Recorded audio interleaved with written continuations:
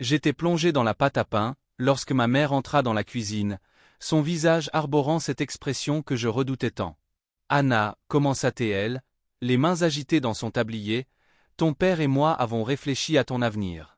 Je continuai à pétrir, me concentrant sur le mouvement familier.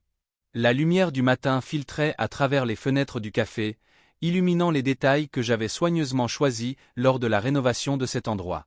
Chaque élément de Sweet Dream Bakery et café portait ma signature, des murs au décor vintage jusqu'à notre menu artisanal. Je parie que c'est à propos de James, dis-je, essayant de garder ma voix stable. Elle s'illumina, soulagée de ne pas avoir à annoncer la nouvelle elle-même. Oui, il a du mal depuis qu'il a perdu son emploi.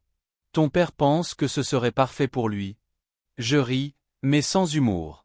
Maman, James ne sait rien de la gestion d'une boulangerie. Mais il comprend les affaires, insista-t-elle. Il a un MBA. Je me retournai, la frustration montant. J'ai fait des bénéfices chaque mois depuis l'ouverture. J'ai remboursé le prêt en un temps record. Mais je vis que mes mots ne résonnaient pas dans leurs yeux. Je resterais toujours la fille impulsive qui avait quitté l'école de commerce, tandis que James serait le fils prodige. Ton père a déjà discuté avec lui, continua-t-elle. Il est très enthousiaste à l'idée de prendre les rênes. Je me levai, essuyant mes mains sur mon tablier. C'est mon entreprise, maman. Je l'ai bâtie de mes propres mains. Elle me toucha le bras, son expression condescendante. Nous voulons juste le meilleur pour tout le monde. Et moi, je ne compte pas. Demandai-je, la voix tremblante. Mes rêves ne comptent pas parce que je suis célibataire. Ton père a déjà préparé les papiers. James prendra la direction dès le mois prochain. Le monde sembla basculer. Il ne peut pas faire ça, dis-je, mais je savais que les conditions du prêt étaient en sa faveur. Ce soir-là, après la fermeture, James et mon père vinrent au café. Je les écoutai exposer leurs plans pour mon rêve. Nous allons rationaliser les opérations, dit James, feuilletant son tablette. Fini les spécialités, place à la production de masse. Je regardai autour de moi, réalisant que tout ce qui faisait la magie de mon café était sur le point d'être détruit. Et si je refuse ? Demandai-je, bien que je connaissais déjà la réponse. Alors je ferai appel au prêt, répondit mon père, son expression se durcissant. Je savais qu'il avait raison. Je n'avais pas les moyens de racheter sa part. James se pencha en arrière, un sourire satisfait sur les lèvres. Ne sois pas difficile, Anna. C'est pour le mieux. Je sortis mes clés, un petit fouet en cuivre, un cadeau de mon premier employé. Prends-les, dis-je calmement. Puisque tu es l'homme de la famille, tu dois savoir mieux que moi. James s'empara des clés, tandis que mon père tentait de justifier la situation. Je poussai les portes de la cuisine une dernière fois, caressant le mélangeur industriel que j'avais mis 3 mois à acheter. Je pris mon sac et sortis par la porte arrière, déterminé à ne pas laisser mon rêve s'éteindre. Je savais que j'avais tout ce qu'il fallait pour recommencer. En rentrant chez moi, je ne pleurais pas. Au lieu de cela, je commençai à compter les jours, jusqu'à ce que James prouve à quel point son idée était mauvaise. Les changements commencèrent rapidement.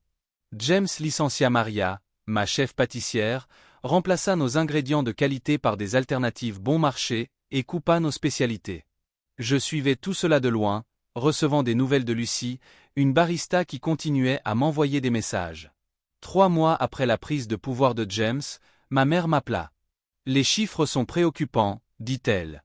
James dit que ce sont juste des douleurs de croissance, mais ton père s'inquiète.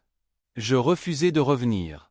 Je pris un emploi dans une autre boulangerie, apprenant de Margaret, une propriétaire expérimentée. Elle comprenait ce que je vivais. Les hommes comme ton frère pensent que gérer une boulangerie, c'est juste des chiffres, me dit-elle un matin. Ils ne comprennent pas que chaque recette, chaque interaction compte. 4 mois plus tard, la réputation du café était en ruine. James embaucha une agence de relations publiques, mais cela ne fit qu'aggraver les choses. 5 mois après, les fournisseurs commencèrent à m'appeler. Exactement 6 mois après la prise de pouvoir de James, mon père se présenta chez moi, l'air préoccupé. « Nous devons parler, dit-il. » Je l'écoutai, sans rien offrir. « Le café est en difficulté, admit-il. James a fait des erreurs. » Je sortis un dossier épais, 6 mois de documentation.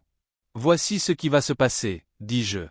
Vous allez me céder l'entreprise, sans condition. Je vais gérer les dettes et reconstruire ce que James a détruit. 2 semaines plus tard, je me tenais à nouveau dans mon café, cette fois sans attache. Les papiers étaient signés, les excuses faites. Maria était de retour, et les clients fidèles revenaient. Ma mère s'arrêta un jour, s'excusant. Nous aurions dû te faire confiance. Je lui répondis. Oui, vous auriez dû. 1 an plus tard, Sweet Dream prospérait à nouveau. J'avais même ouvert une petite école de pâtisserie. James ne revint jamais au café. Je gardais ses photos de transformation en évidence, un rappel que parfois, il faut perdre quelque chose pour vraiment apprécier ce pourquoi on se bat. Hier, une jeune femme est venue pour un entretien.